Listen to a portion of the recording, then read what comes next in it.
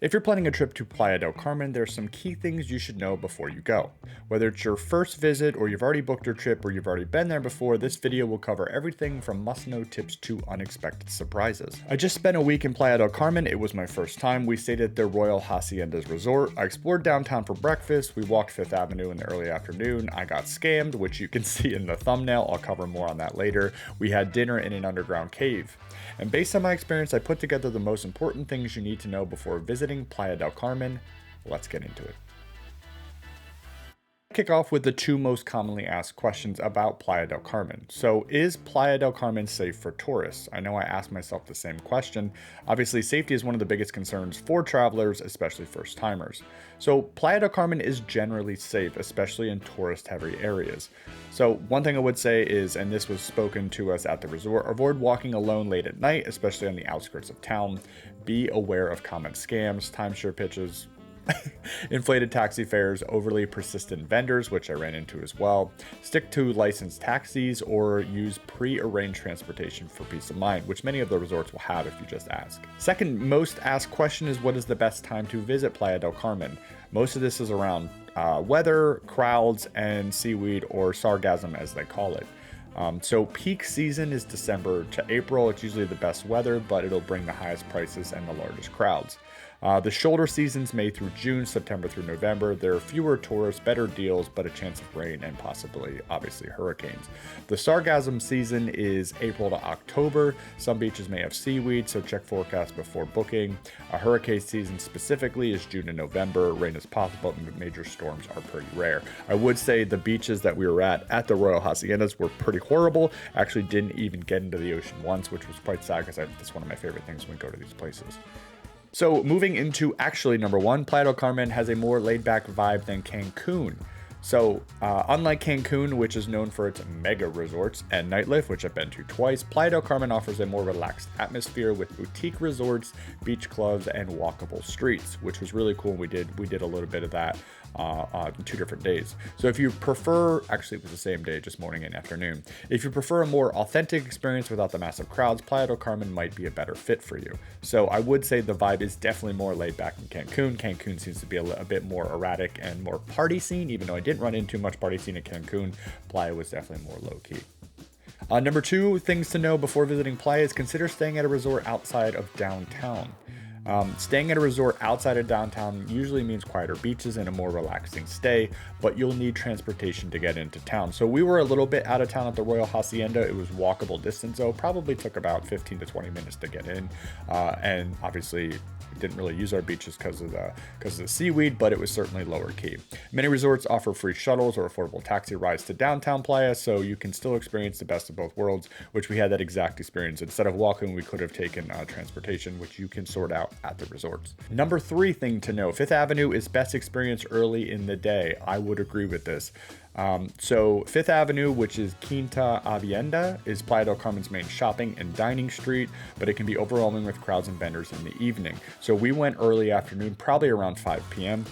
Visits early in the afternoon for a more relaxed experience, especially if you want to browse shops and grab a coffee without chaos. So a couple of things with Fifth Avenue, it was really heavy with vendors and people really wanting to get your attention. I find that quite irritating. Like if I want to shop, I want to go and I want to be comfortable. I don't want to be haggled, but I get that's like part of the situation. So in Playa or in Fifth Avenue is where I got scammed with the picture with the thumbnail, and it was really, I was going to videotape a section of stores, and as soon as I turned around, these people kind of, got to my wife and then were getting pictures with her, and then ended up getting pictures with me, and then they ended up asking for money because of the pictures, which I don't even mind that. That wasn't the part that irritated me the most.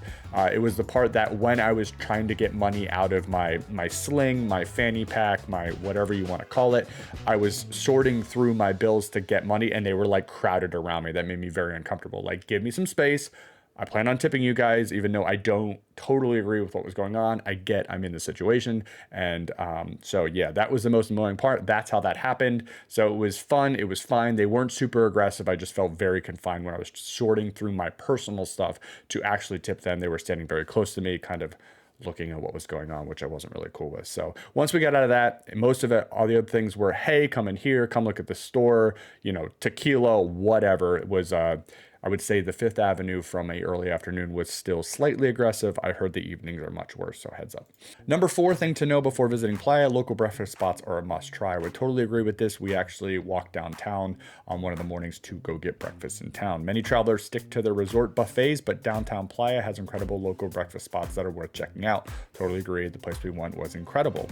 Look for smaller, locally owned cafes. They often have the best food at the best prices. I think it was 4 of us, and I think it cost like $37 for breakfast, which was pretty incredible. It was full, it was wonderful, the service was great, and we spoke to the actual owner of the restaurant quite a bit because it wasn't too busy when we were there, so that was really cool. Number 5, sargassum or the seaweed can impact the beaches. 100%. So obviously Mexico's not the only one that has this problem, but certain months bring large amounts of sargassum or seaweed, which can affect swimming conditions. It absolutely did. It was quite gross. Check online sargassum forecast before your trip and consider a resort that actively cleans its beach or has a great pool area as an alternative. So even if they clean the beach, it will be in the water and you'll have to wade through that to get out of it. I do think the tip with the pool is great because I spent most of our time by our pool if we weren't walking downtown or doing something else. So you'll want to consider what options outside of the beach if you're going during that season. Number 6, getting around is easier than you think. Totally agree. Playa del Carmen is very walkable, but taxis, colectivos, shared vans, and rental bikes make it easy to get around. We had both the transportation and the bikes at our resort, which was pretty great. Always agree on a taxi fare before getting in. Most don't use meters, so make sure that you tell them where you're going and then you haggle a little bit with the fee before you actually get into the vehicle, because once you're in, they're gonna go. Number 7, bring pesos for the best prices. I did not do this. I'm a big credit card user when I go because, one, I like the travel points, but while many places accept USD, you'll often get a worse exchange rate, so paying in pesos saves you money. So using bank ATMs, not the ones in tourist areas, to get the best exchange rates with lower fees. You can do some of this in the airport. Obviously, you can go to banks. Just be aware, obviously, like they said, with some of the ATMs, they will have a high getting money out fees and things like that. So number 8, try dining underground for a unique experience. Did this. The restaurant we went to was really incredible. It was a Lux restaurant, bar, and lounge. So Playa del Carmen has some of the most unique dining experiences, including restaurants inside natural caves, which we went to. If you're celebrating a special occasion, book a table at a Lux for a once-in-a-lifetime dining experience. It was once in a lifetime. It was pretty amazing. I would say pros, the atmosphere was pretty cool, and the food was pretty decent. I'd give it 7, 8 out of 10. I would say the cons is it's extremely warm. It's not like a Cenote where it's cool. It was quite humid, which made for a little bit of an uncomfortable experience in the sense of sitting there for multiple hours. Number 9, Playa del Carmen's beach vary in quality. So true. So some beaches are lively with beach clubs and music, while others are quieter with clear waters. So Mamitas Beach is great for a lively atmosphere, while Playa Car Beach is quieter and more secluded. So I would certainly take a look at beaches depending on what you're looking for, and also make sure that you check them out based on actual people's pictures throughout the year when you're going to be going, because that obviously will affect the Seaweed situation, how busy it is. Number 10, don't forget to visit a cenote. So we did not do that. Cenote is an underground cave that has a watering hole. So Playa del Carmen is near some of the best cenotes, or natural sinkholes, in Mexico, offering incredible swimming and snorkeling opportunities. Pro tip here, Cenote Azul and Dos Ojos are great options, and visiting early in the morning helps you avoid crowds. So most cenotes will have crowds quite a bit. A lot of excursions, if you go into the ruins and things like that, will end up as cenotes in the afternoon. So you can check certain excursions, and they probably will visit one. So just make sure you're asking those questions. Number 11, be ready for some haggling at markets. 100%. So many vendors expect negotiation, especially in touristy areas. It's kind of all part of the game. So start at half the asking price and work from there. Most sellers are willing to negotiate. So play that game. It is not offensive at all. It is probably expected. I went into some of the normal stores I go to in beach areas and just bought things that I wanted specifically, like this hat. So don't be afraid. That's all part of it. And yeah, you should be used to it. Number 12, the sun is strong, pack accordingly. Yes, very much so. So applying sunscreen, the Caribbean sun is intense and a bad sunburn certainly can ruin your trip. We did that in the Bahamas.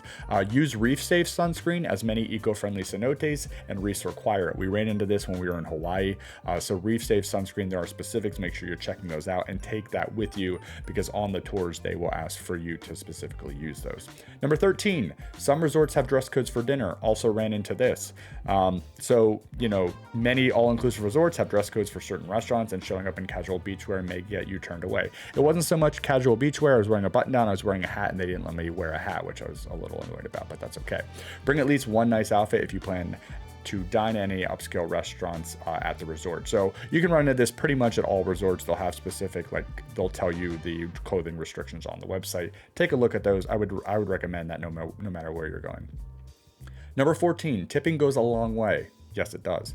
While tipping isn't required, it's a big part of the culture, and service often improves when you tip well. So carry small bills in pesos to tip housekeepers, waitstaff, and bartenders. I don't carry tips in pesos. I usually always carry it in USD, but I'll take lots of ones, lots of fives, lots of tens, lots of 20s, so that based on whatever the service you're getting, you can tip accordingly. Number 15, there's more than just beaches. Explore beyond Playa. This is so great, and I would say this is pretty great for any place you go. So Playa Del Carmen is a great base for exploring nearby attractions beyond just the beach.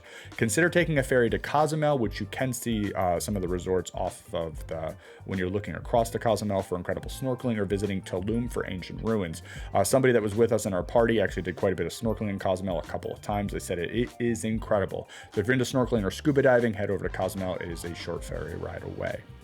So Playa del Carmen overall is an incredible destination, but knowing these things before you go and make your trip even better. Whether it's where to stay, what to eat, how to navigate the area, these tips will help you plan smarter and enjoy more. So what it would say is I enjoyed Playa. I would say downtown is very interesting, unique, and way calmer than Cancun, which is enjoyable at times, but also I thought the Fifth Avenue thing was a 5 out of 10 for me, but that's just me because I don't enjoy that type of thing. Not a big shopper, and I don't really like haggling, and I felt a bit scammed by the superheroes. Shame. But that was my own fault. So I would say if you have any questions about Playa del Carmen and you're heading there pretty soon, you can certainly leave them down below and I will try to help you out. And we stayed at the Royal Haciendas for Playa del Carmen, which was a nice resort as well, but there's plenty of options down there, and don't be afraid to get out of the area because there's lots of really cool things to see. I also did a resort of a private boat tour charter that we did as well in the area. It wasn't in Playa, it was a little bit more south, but you can certainly check that out, and I will leave that at the end of the screen. We'll catch you on the next one.